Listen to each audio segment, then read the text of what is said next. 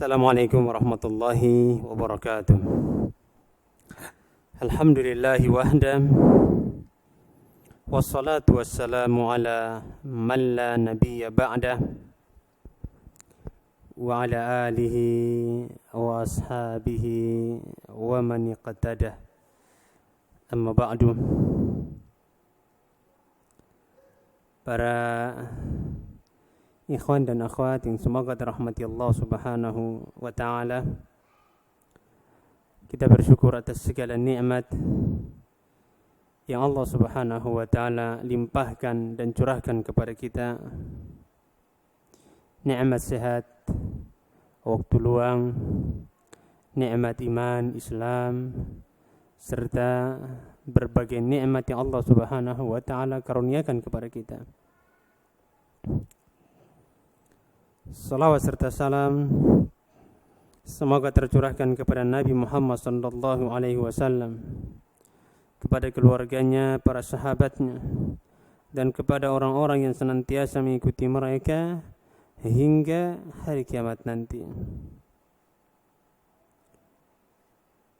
Ikhwan dan akhwat yang semoga dirahmati Allah Subhanahu wa taala. Kita lanjutkan kajian kita pada pembahasan fikih al-wudu, fikih at-taharah, pada bab at-taharah. Alhamdulillah kita telah sampai pada pembahasan yang berkaitan dengan masalah niat. Berkaitan dengan masalah apa? Niat. Atau pada kita telah sampai pada permasalahan yang berkaitan dengan masalah ahkam al-wudu, hukum-hukum yang berkaitan dengan berwudu atau hukum-hukum wudu. Dan kita telah membahas syarat-syarat sahnya wudu. Yang pertama yang telah kita bahas adalah al-islamu, kemudian yang kedua wal aqlu, dan yang ketiga adalah wat-tamyizu, mumayyiz. Mumayyiz adalah usianya sudah lewat di atas 7 tahun ke atas. 7 tahun ke atas itu dinamakan dengan anak yang mumayyiz. Dia sudah paham bertata cara berwudu, sudah tahu tata cara salat dan lain sebagainya. Kemudian ikhwan dan akhwat yang semoga dirahmati Allah Subhanahu wa taala, Syekh Shalih Fauzan mengatakan wan niyatu, yang keempat adalah niat. Beliau mengatakan fala yasihhu shalah atau fala yasihhu al-wudu min kafirin, maka tidak sah wudu orang kafir. Karena telah kita jelaskan bahwasannya Allah Subhanahu wa taala tidak menerima agama selain agama Islam. Allah mengatakan dalam Al-Qur'an, "Wa may yabtaghi ghairal islami dina falan yuqbala minhu wa huwa fil akhirati minal khasirin." Barang siapa yang mencari agama selain Islam, maka Allah Subhanahu wa taala tidak akan menerima amalannya. Wa huwa fil akhirati minal khasirin, dan kelak di hari kiamat nanti di akhirat dia termasuk orang-orang yang merugi. Maka orang kafir meskipun dia berwudu, wudunya tidak sah. Orang kafir meskipun dia berwudu, maka wudunya tidak sah. Kenapa? Karena Allah Subhanahu wa taala tidak menerima agama mereka. Allah Subhanahu wa taala hanya menerima agamanya Islam. Bahkan Allah menegaskan dalam Al-Qur'an, "Inna ad-dina 'indallahi al-Islam." Sesungguhnya agama yang ada di sisi Allah Subhanahu wa taala hanyalah agama Islam, tidak ada agama yang lain. Maka barang siapa mencari agama selain Islam, agamanya batil. Dan seluruh ibadah yang dia lakukan tidak bermanfaat untuk dirinya di akhirat. Makanya kita ingat bahwa orang kafir meskipun dia bersedekah, orang kafir meskipun dia bayar zakat, orang kafir meskipun dia bantu orang kafir meskipun dia sembahyang di gerejanya, orang kafir meskipun dia ibadah dan lain sebagainya, seluruh ibadah-ibadah yang dia lakukan tidak akan diterima oleh Allah Subhanahu wa taala. Demikian pula berwudu. Karena syarat sahnya wudu yang pertama yang telah kita bahas adalah al-islamu. Fala yasihul wudu'u min kafirin, maka tidak sah wudu orang yang kafir. Kemudian yang selanjutnya kata beliau wala majnunin, dan tidak sah wudu orang yang gila atau orang gila. Bayangkan saja orang gila disuruh berwudu, tentunya wudunya tidak akan sah. Kenapa? Karena orang yang gila itu la aqlalah, tidak mempunyai akal, yang tidak bisa membedakan mana yang baik dan mana yang buruk. Kemudian intinya juga adalah orang gila itu tidak punya niat, tidak punya al-qasdu, tidak punya tujuan. Ya dia mau lakukan apa yang dia mau, yang dia mau lakukan silakan. Dia wudu pun asal-asalan. Kalaupun dia wudu sesuai dengan apa yang diajarkan oleh Rasulullah SAW, maka itu tidak ada yang dia niatkan. Oleh sebab itu tidak sah wudu orang yang gila. Makanya Rasulullah SAW mengatakan rufi al-qalam an thalathin. Pena itu diangkat dari 3 golongan. Artinya diangkat apa? Artinya tidak dicatat sebagai dosa apabila dia berbuat dosa, dan tidak dicatat sebagai amalan apabila dia berbuat kebaikan. Itulah artinya diangkat. Artinya apa? Bukan berarti artinya dia adalah orang yang memang tidak ada amalannya, tidak dianggap sebagai amalan, keburukan yang tidak dianggap sebagai keburukan, karena dia adalah orang yang gila. Rasulullah mengatakan rufi al-qalam an thalathatin. Diangkatnya pena itu dari 3 perkara, 3 orang. Yang pertama, anin na'imi hatta yastayqidh. Dari orang yang tidur sampai dia bangun. Yang kedua, anis sabiy hatta yahtalim. Anak kecil sampai dia balik. Wa anil majnun hatta yafiq. Dan dari orang yang gila sampai dia sadar. Nah, selama dia belum sadar, maka seluruh ibadah yang dia lakukan tidak ada manfaat baginya di dunia maupun di akhirat. Demikian pula wudu. Wala min saghirin la yumayyiz, kata Syekh. Dan juga tidak sah wudu anak kecil la yumayyiz, yang belum mumayyiz dalam artian dia belum bisa membedakan antara yang baik dan yang buruk. Biasa anak-anak kalau 5 tahun ke bawah atau 6 tahun ke bawah itu masih labil. Kita suruh ini dibikinnya itu, kita larang begini dia tidak mau dengar, itu biasa anak-anak. Maka antum dan antuna kalau dilarang gak mau dengar, itu berarti anak-anak yang belum labil, yang masih labil, dia belum konsen. Dia tidak paham apa yang kita perintahkan. Dia pun paham dia melakukan itu tidak sesuai dengan apa niatnya. Maka dia dikatakan dengan anak yang belum mumayyiz. Anak yang mumayyiz itu biasanya pada umumnya itu di atas 7 tahun. Makanya Rasulullah SAW memerintahkan kepada orang tua untuk mengajarkan anaknya salat tatkala usianya 7 tahun. Tatkala usianya 7 tahun. Makanya Rasulullah SAW mengatakan, muru auladakum bisolati, perintahkanlah anak-anakmu untuk salat. Wahum abna'u sab'in, tatkala anak itu berusia 7 tahun. Wadribuhum 'alaiha wahum abna'u asrin, dan pukullah mereka tatkala mereka meninggalkan salat, yaitu ketika mereka berusia 10 tahun. Wa farriqu bainahum fil madaji, dan pisahkanlah tempat-tempat tidur mereka. Oleh karenanya kenapa Rasulullah SAW mengatakan kepada orang tua agar mengajari anak di usia 7 tahun salat itu, karena dia sudah mumayyiz, dia sudah mulai paham tata cara salat yang benar seperti apa, dia sudah mulai paham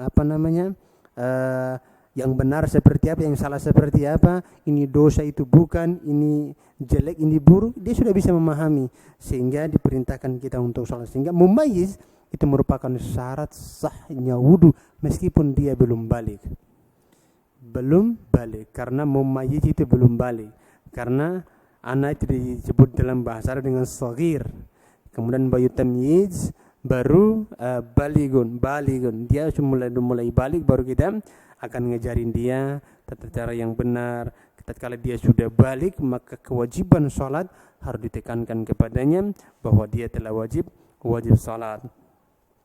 Wala mimman lam yanwil wudu, dan orang yang tidak ada niat untuk berwudu bi annawa tabarrudan, dia hanya niat, orang yang tidak niat berwudu meskipun dia berwudu maka wudunya tidak sah. Misalnya ada orang ingin mendinginkan badan atau membasahi badannya, dia ambil air, dia niatnya bukan wudu, dia cuci mukanya, kemudian dia basuh kepala seperti halnya orang berwudu, maka wudunya itu tidak dianggap sebagai wudu. Kenapa? Karena tidak ada niat. Au ghasala a'dha'uhu liyazila anha najasatan aw sakhan, atau dia mencuci anggota badannya untuk menghilangkan najis yang menempel pada badannya atau kotoran yang menempel pada badannya. Ikhwan dan akhwat yang semua dirahmati Allah Subhanahu wa taala, kita akan sedikit membahas masalah niat. An-niyatu. Karena dia merupakan syarat yang keempat. Asy-syartul rabi'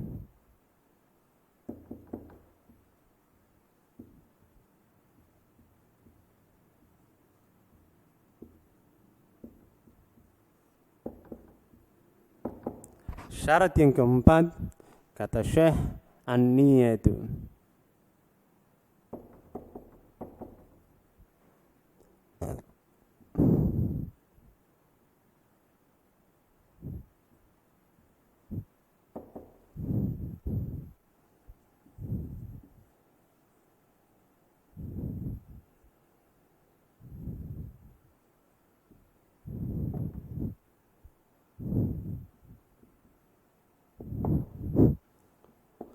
Nah,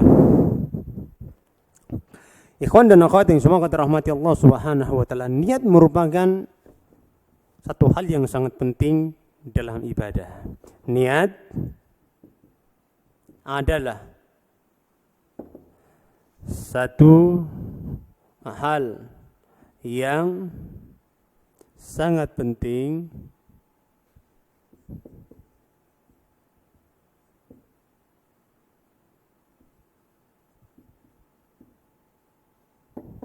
dalam hal ibadah.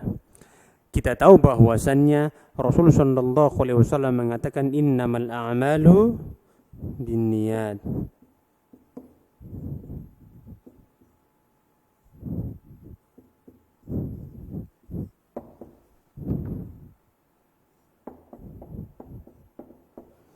Nah, Rasulullah sallallahu alaihi wasallam mengatakan kepada kita innamal a'malu binniyati, sesungguhnya amalan itu dilakukan dengan niat.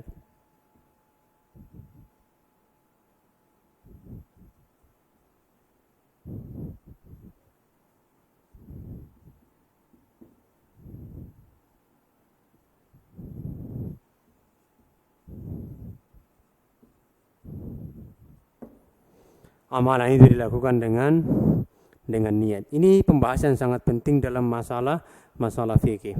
Ikhwan dan akhwat yang semoga dirahmati Allah Subhanahu wa taala. Niat, para ulama kita mengatakan setiap amalan yang kita lakukan, melainkan amalan tersebut dilakukan berdasarkan niat, atau sudah ada niat terlebih dahulu baru amalan itu dilakukan.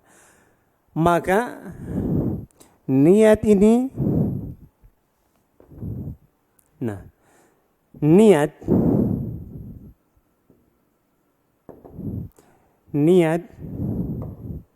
di sini ada niat, di sini ada perbuatan.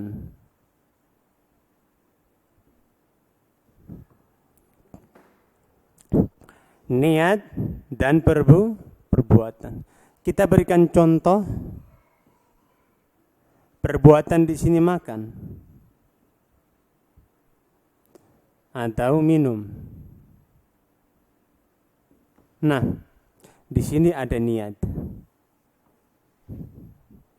Para ulama kita mengatakan semua perbuatan yang kita lakukan la yanfaqu anin niyah atau qad sabaqahu an-niyah.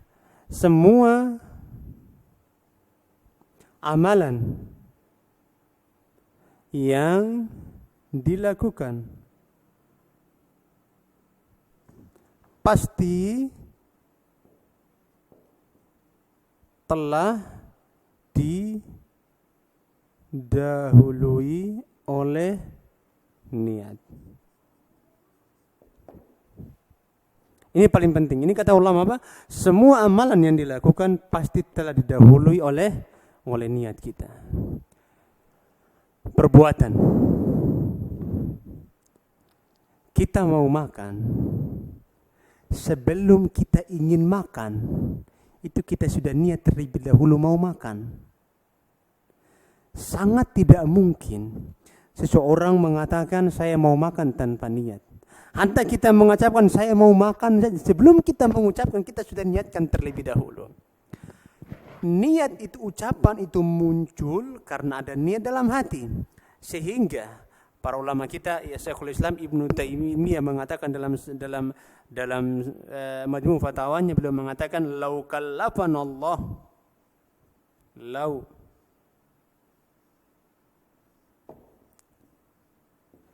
kallafanallah amalan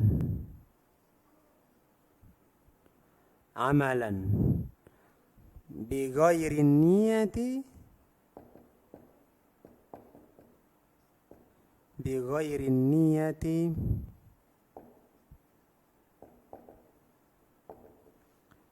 lakana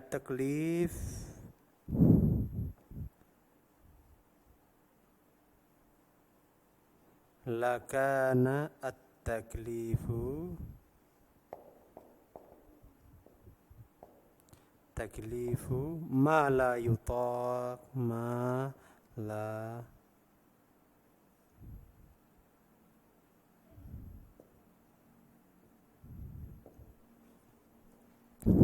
perkataan yang sangat luar biasa. Apa kata beliau? Lau kallafanallahu amalan bi ghairi niyyah atau bila niyatin lakana taklifu ma la yutaq. Apa artinya? Kita akan terjemahkan.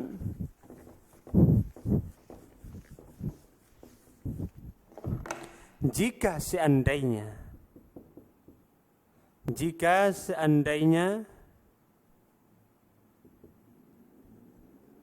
Allah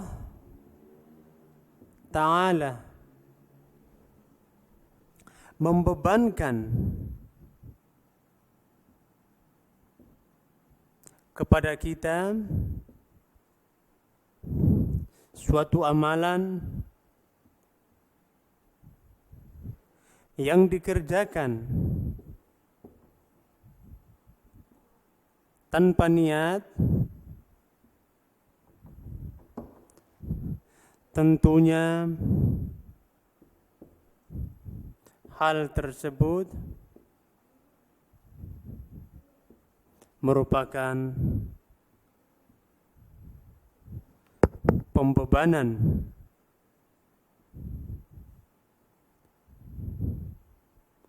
yang tidak disanggupi. Nah, kalau jika seandainya Allah Ta'ala membebankan kepada kita suatu amalan yang dilakukan tanpa niat, tentunya hal tersebut merupakan pembebanan yang tidak disanggupi atau yang tidak mungkin disanggupi. Loh, bagaimana orang mau sanggup makan tanpa niat? Bagaimana orang mau sanggup mandi tanpa niat? Bagaimana orang itu mau sanggup nikah tanpa niat? Kita mau nikah aja udah ada niat terlebih dahulu nikah, baru kita nikah. Ada orang tanpa niat tiba-tiba nikah, itu orang gila namanya. Oleh sebab itu, nah di sini kita akan bahas berakam an-niyah. Oleh karenanya ingat para ikhwan dan akhwat yang semoga dirahmati Allah Subhanahu wa taala, setiap perbuatan atau semua amalan yang dilakukan pasti telah didahului oleh niat, dan itu adalah wajib. Wajib artinya apa? Wajib semua perbuatan itu telah didahului oleh niat kita. Orang yang sadar kita mau naik motor saja, kita mau naik motor kita taruh dalam rumah kita atau di luar rumah kita. Sebelum kita mau naik motor kita udah niat dulu, saya mau naik motor. Nah, mau kemana? Mau ke Tembung misalnya. Sebelum kita ketemu kita udah niat terlebih dahulu. Maka betul apa kata para ulama, semua amalan yang dilakukan pasti telah didahului oleh niat. Nah, di sini kita akan membuka sedikit wawasan kita semuanya agar kita bisa memahami konsep niat. Ikhwan dan akhwat yang semoga dirahmati Allah Subhanahu wa taala, ini perkataan Syekhul Islam Ibnu Taimiyah yang disebutkan oleh beliau dalam kitab Majmu' Fatawa. Silakan dicari. Lau kallafanallahu amalan bighairi niyyah lakana taklifu ma la yutaq. Kalau seandainya Allah Subhanahu wa taala membebankan kepada kita sebuah amalan tanpa niat, itu karena melainkan hal tersebut adalah pembebanan yang tidak disanggupi oleh manusia. Bagaimana mungkin kita mau beramal tanpa niat? Itu suatu hal yang mustahil. Oleh karenanya pelajaran yang selanjutnya adalah mahallun niyah.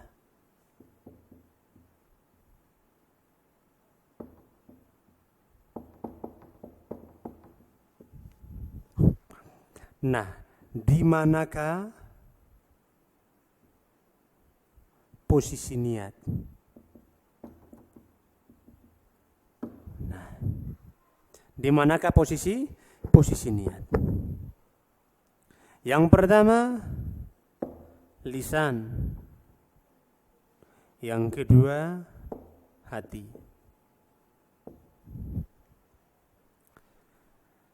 Kalau seandainya, jika seandainya posisi niat itu ada di lisan, berarti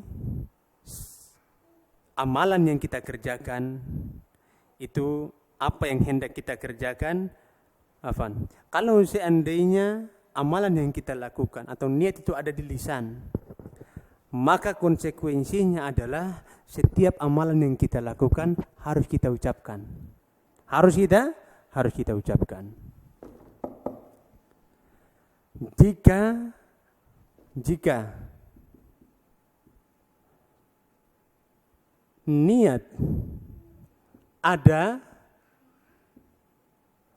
pada lisan kita,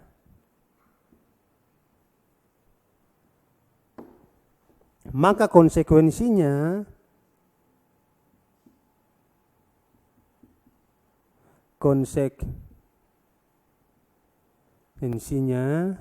adalah setiap amalan yang hendak kita lakukan harus diucapkan.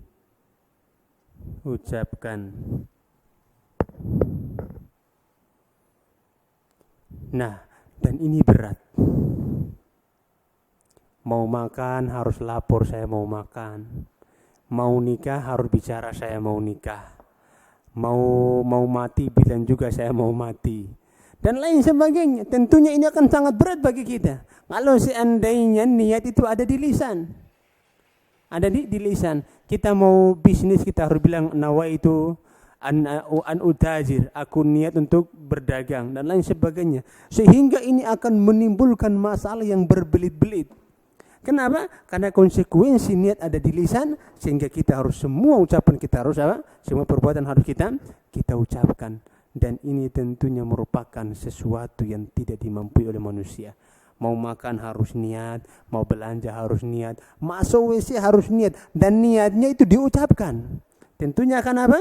Akan sangat berat. Namun para ulama kita sepakat bahwa an-niyatu mahalluha al-qalbu, dan ini adalah salah. Jadi, tatkala Anda hendak beramal, tidak perlu Anda niatkan nawaitu an atawaddoa, aku niat untuk berwudu bima'in tahir, dengan air yang suci, lillahi ta'ala, untuk Allah subhanahu. Itu enggak perlu. Kenapa? Karena niat kita ada di hati. Niat kita ada dalam hati. Dan sebelum kita berwudu, nah ini perbuatan, sebelum kita makan atau sebelum kita berwudu, ini niat. Ini sana ini perbuatan. Nah, turunannya perbuatannya wudu. Para ulama kita mengatakan sebelum kita berwudu itu niat itu sudah ada. Niat kita sudah ada, kenapa? Karena wudu bagian dari perbuatan kita. Sementara niat kita telah mendahului, kita jalan ke tempat air wudu saja, itu kita sudah dianggap niat berwudu. Lalu bagaimana kita mau mengucapkannya lagi? Tentunya ini akan menyelisihi aturan dalam Islam. Sehingga kita akan bacakan perkataan para ulama kita, perkataan-perkataan yang sangat bagus yang dinukil oleh para ulama kita, bagaimana para ulama kita mengartikan posisi niat. Apa kata Al-Imam Ibnu Qayyim Al-Jauziyah rahimahullahu ta'ala? فَكُلُّ عَازِمٍ عَلَى فِعْلٍ فَهُوَ نَاوِيهِ. Setiap orang yang bertekad untuk melakukan sesuatu, maka pasti telah dia niatkan. La yutasawwaru infiqaku dzalika anin niyati. dan tidak ternalarkan kalau seandainya perbuatan yang hendak dilakukan itu tanpa ada niat. Saya ulangi, tidak tergambar, tidak ternalar apabila seseorang melakukan satu perbuatan tanpa didahului oleh niat, atau perbuatan dipisahkan dengan niat, itu sangat mustahil. Kata beliau tidak pernah tergambarkan. Kenapa? Fa innahu haqiqatuha. Karena sesungguhnya perbuatan yang kita lakukan itu merupakan hakikat dari niat yang kita niatkan. Subhanallah. Anda mau beli beras. Tiba-tiba datang ke toko, ente beli rokok. Itu pulang kena marah apa enggak? Kena marah. Wong disuruh beli beras dan Anda niat beli beras, tiba-tiba ente beli rokok. Dan kena marah. Kenapa? Karena bukan hakikat yang Anda inginkan. Nah, fala yumkin adamuha fi hali wujudiha. Maka tidak mungkin niat itu tidak ada ketika ada perbuatan. Saya ulangi, tidak mungkin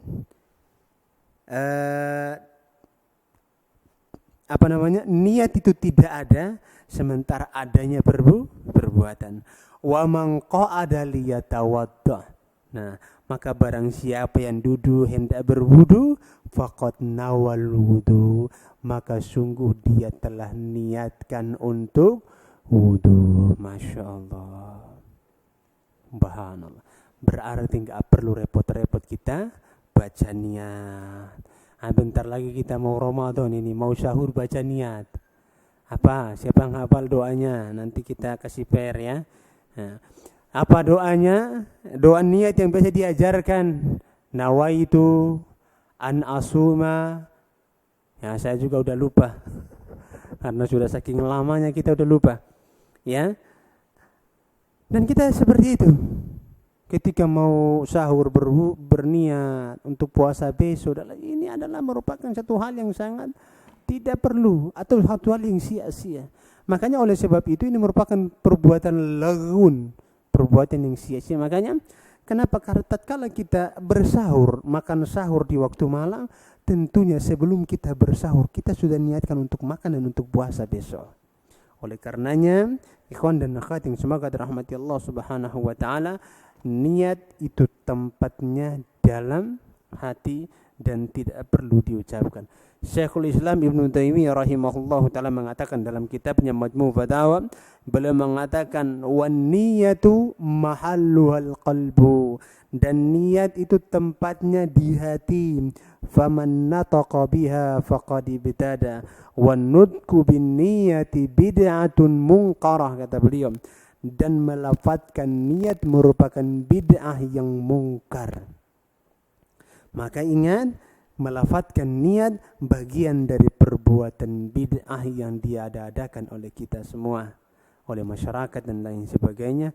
Oleh karenanya ikhwan dan akhwat yang semoga dirahmati Allah Subhanahu wa taala, kita lihat Nabi kita Muhammad sallallahu alaihi wasallam mengatakan, innamal a'malu binniyat. Sesungguhnya semua amalan itu dilakukan karena niatnya. Ada niat baru kita melakukan amalan tersebut. Tidak ada niat maka kita tidak melakukan amalan tersebut. Ikhwan dan akhwat yang semoga dirahmati Allah Subhanahu wa taala. Kemudian penulis buku Tamamul Minnah yang ditulis oleh Syekh Adil Ibnu Yusuf Al-Azzazi, beliau mengatakan,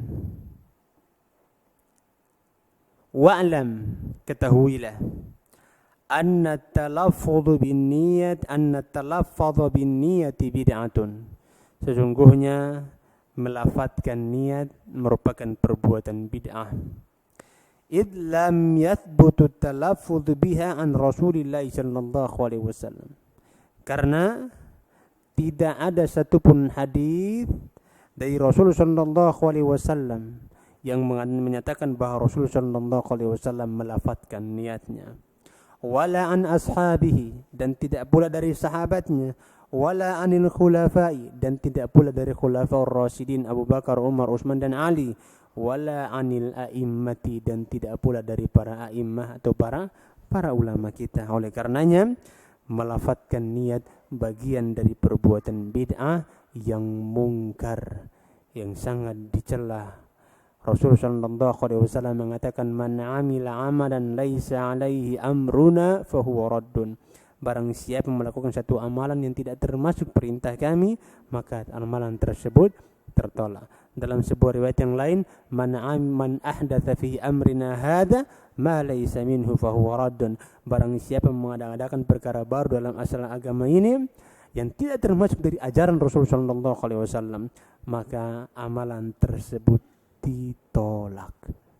Oleh karenanya niat merupakan syarat sahnya ibadah dan mahalluhal qalbu, dan tempatnya adalah dalam hati, walaysa bil lisan, bukan tempatnya ada di lisan. Oleh karenanya tidak perlu diucapkan, karena mengucapkan itu menimbulkan was-was, menimbulkan, bayangkan saja kalau kita mau sholat Allahu Akbar, atau sebelum kita bertakbir kita niat dulu, nawaitu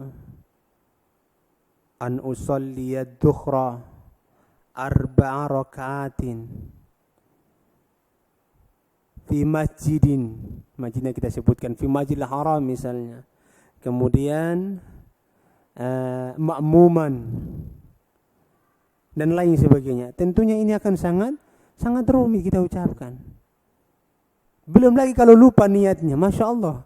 Belum lagi kalau lupa melafatkan niatnya. Ini tanpa rumit lagi, pikir lagi niat. Ada orang yang udah takbir, batalkan lagi belum niat. Udah niat lagi di takbir, batal lagi. Kenapa? Karena menimbulkan was-was. Sehingga ingat, agama kita ini maja'allallahu min harin. Allah Subhanahu wa taala tidak menjadikan kalian ini berat ketika melakukan satu amalan, dan niat merupakan sesuatu yang sangat memberatkan kita untuk melakukan. Kenapa? Kalau misalnya kita mau baca Al-Qur'an kita harus niat, kita mau haji kita harus niat, kita mau nikah kita harus niat, lafadzkan niat maksudnya. Kita mau sedekah harus melafatkan niat, kita mau apa ini dan itu kita harus lafadzkan niat, tentunya akan sangat berat. Kenapa? Orang yang melafatkan niat hanya mengkhususkan pada sholat dan puasa dan berwudu, kepada amalan yang lain tidak diucapkan. Nah, ini harus menjadi pertanyaan. Padahal ini sama-sama ibadah. Sama-sama apa? Sama-sama ibadah. Oleh karenanya, ikhwan dan akhwat yang semoga dirahmati Allah Subhanahu wa taala kaum muslimin, hendaklah kita tahu bahwa al-mahallun niyatil qalbu, tempatnya niat itu bukan di lisan kita, ada dalam hati kita. Makanya para ulama kita mengatakan, barang siapa yang mengucapkan sesuatu sementara diselisihi oleh niatnya, fal ibratu bima nawa, maka ibrahnya adalah apa yang dia niatkan. Apa yang dia niatkan. Saya kasih contoh biar jelas. Ahmad punya 2 putri. Yang satu namanya Fatimah, yang satu namanya Aisyah. Suatu hari Ahmad ingin menikahkan anak putri yang bernama Fatimah. Niatnya ingin menikahkan, datang Muhammad melamar Fatimah. Lamar Fatimah, akhirnya si Ahmad bilang kepada, oke, saya terima lamarannya. Ketika pas akad, niat dia menikahkan si Muhammad dengan Fatimah, tapi terucapkan dalam akadnya, aku nikahkan putriku Aisyah dengan dirimu wahai Muhammad dengan mas kawin sekian dan sekian.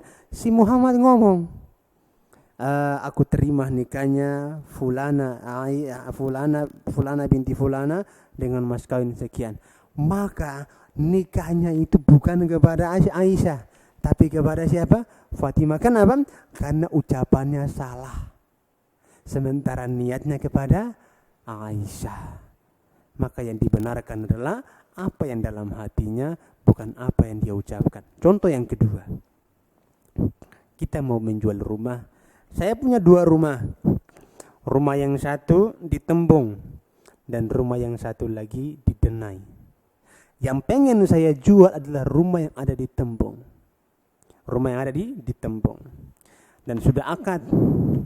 Begitu pas pada waktu akad saya katakan bahwa rumah saya yang ada di Denai saya jual di harga sekian. Tapi dalam hati saya maksudnya tembung. Nah, ketika terjadi akad jual beli, maka jatuhnya bukan rumah yang ada di Denai, tapi rumah yang ada di tembung. Kenapa? Karena al-ibratu bima nawa la bima nataqa. Sesungguhnya hukum yang diambil itu dilihat dari apa yang dia niatkan, bukan apa yang dia ucapkan. Oleh karenanya, innamal a'malu binniyat. Sesungguhnya semua amalan itu tergantung niatnya. Wallahu ta'ala alam bisawab. Insyaallah kita lanjutkan pertemuan akan datang atau kajian akan datang. Kurang lebihnya kami mohon maaf. Ada benarnya datang semata-mata dari Allah Subhanahu wa taala, ada salahnya datang dari kebodohan kami dan datang dari syaitan yang terkutuk. Subhanakallahumma bihamdika asyhadu an la ilaha illa anta astaghfiruka wa atubu ilaik. Wassalamualaikum warahmatullahi wabarakatuh.